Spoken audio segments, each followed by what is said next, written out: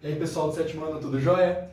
Eu sou o Rafael Mendonça, professor de artes, e hoje a gente vai dar uma olhadinha no teatro da Antiguidade Clássica, beleza? Então a gente vai conhecer alguns dramaturgos desse teatro grego, que foi onde surgiu o teatro, né, na Grécia, e compreender os dois gêneros que a gente tinha naquela época, que era a tragédia e a comédia, beleza? Então vamos lá, como eu falei, o teatro ele surge na Grécia, dentro das festividades que aconteciam para o deus Dionísio, ou seja, que é o deus da alegria, do vinho e do teatro. Então nessas festas eles faziam encenações teatrais que duravam dias, tá? Assim como as festas também.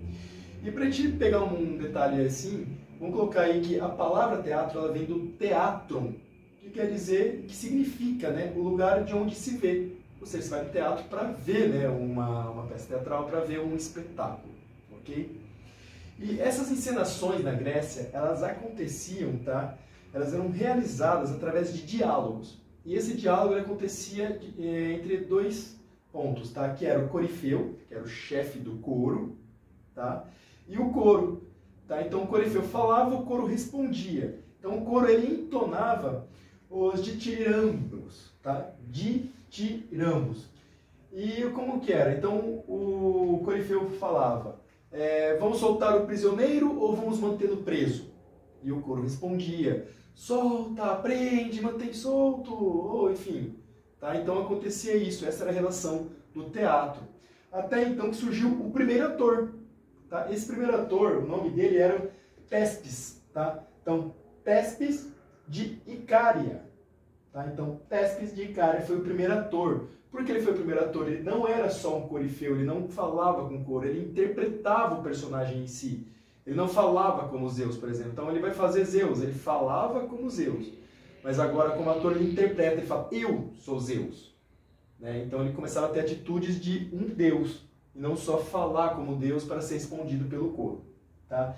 E com isso ele pegava então a sua carroça e ia de cidade em cidade apresentando o seu novo teatro. Então na Grécia Antiga, como a gente viu no comecinho, a gente tinha dois gêneros teatrais, que era a tragédia e a comédia. A tragédia ela era considerada uma arte mais nobre, tá? Ela visava mostrar os heróis e os deuses, né? E tinha como finalidade provocar as lágrimas, ou seja, fazer as pessoas chorarem, tá? Então por isso que era tragédia. E a gente tinha um grande escritor de tragédia na época, que era o Esquilo, tá? De 525 a 456 a.C. Ele foi considerado o pai da tragédia porque ele criou o antagonista, tá? E assim ele criou um conflito maior entre o protagonista e o antagonista, ou seja, esses dois entravam em conflito, literalmente, em suas obras, ok? Depois disso, a gente teve o Sófocles, tá? O Sófocles trouxe para a cena um terceiro ator e aprofundou ainda mais esse conflito, ou seja, a gente tinha dois, né? Entrou mais um ator no meio que a gente pode falar que seria o coadjuvante. Então a gente tem o protagonista, o antagonista e o coadjuvante. E aí, então, ele trouxe uma análise mais política e ampliou o número de participantes no coro, tá? Depois dele, nós tivemos quem? O Eurípides, tá? Que também foi um grande escritor de obras gregas, tá? E suas obras sempre traziam personagens mais humanos, ou seja, ele não tratava só com deuses, né? Ele trazia mais humanos e sempre colocava as mulheres, né, como grandes heroínas, cheio de coragem, cheio de força, entendeu? E esse era um ponto bem legal dele. Ele trabalhava com as mulheres, tá? Como suas principais heroínas. E como a gente viu, a gente tinha a tragédia e a comédia. Agora a gente vai ver um pouquinho da comédia. E ela era um pouco mais, vamos dizer, ela não era considerada uma arte nobre, né? E graças a esse cara, o Aristófanes, né, ele fez, né, ele escreveu várias comédias e por meio dele a comédia passou a ser mais valorizada, tá? Então o que acontecia? Através de farsas, sentimentos mesquinhos e erros, essas coisas, a gente tinha o objetivo de fazer as pessoas rirem, ok? Então, depois dos gregos, nós tivemos os romanos. Então o teatro romano, depois de toda a expansão territorial que aconteceu, tá, e todo esse contato com diversas culturas, fez com que os romanos também desenvolvessem um gosto muito grande por espetáculos. E quanto mais grandiosos, melhor. Então, se for uma final de Copa do Mundo, melhor ainda para eles, né? Então, como que eles faziam, né? As atrações romanas contavam com malabaristas, com comediantes, com animais exóticos domados. Nesse caso seriam tigres, ursos, elefantes e por aí vai. E também contavam com corridas de bigas, né, que era, vamos supor, a Fórmula 1 da época, e, é claro, os gladiadores, vamos colocar em nosso UFC hoje em dia, né, que era a atração mais esperada do dia. E nesse meio tempo, né, eles trabalhavam com os textos também. Então, os textos dramáticos romanos, eles tiveram início de qual forma? Eles no início faziam a tradução direta do grego, das peças gregas, faziam adaptações das obras para os romanos e também passaram a inventar novos temas romanos. Tá? Então a gente teve um crescimento do teatro muito grande. Entendeu? E cada um, tá, desses espetáculos, né, como a gente viu, que era malabares, era comediante, era animais exóticos, corridas de biga, tudo isso tinha o seu lugar específico, tá, para ser apresentado.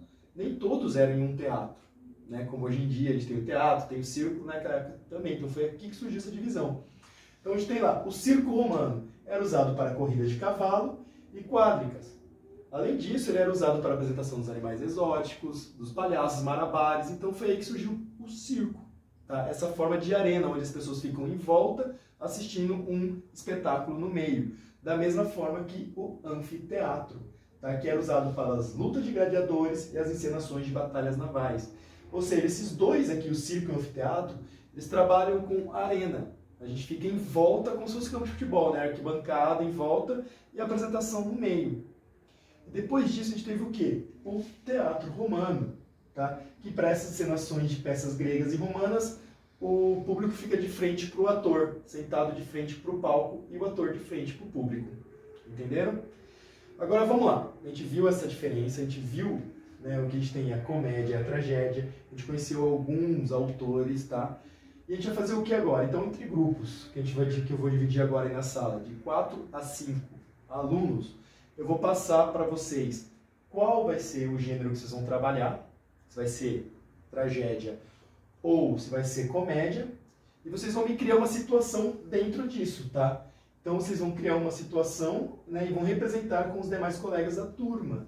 Vocês vão me apresentar aqui na frente e vão fazer a situação, se vai ser cômica ou uma tragédia, tá? E por favor, pessoal, sem brincadeirinhas com os amigos, tá? Sem preconceitos, sem bullying, tá ok? Então, vamos lá. Enquanto a gente organiza as turmas aí, tudo certinho, vamos relembrar um pouquinho do que a gente viu, beleza? Então a gente viu o quê?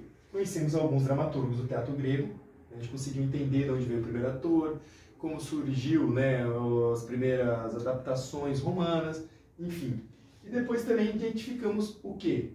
Os principais gêneros da época, que era a tragédia e a comédia gregas. Ok? Então, pessoal, vamos para o trabalhinho, né? E por hoje é só. Muito obrigado. Até a próxima.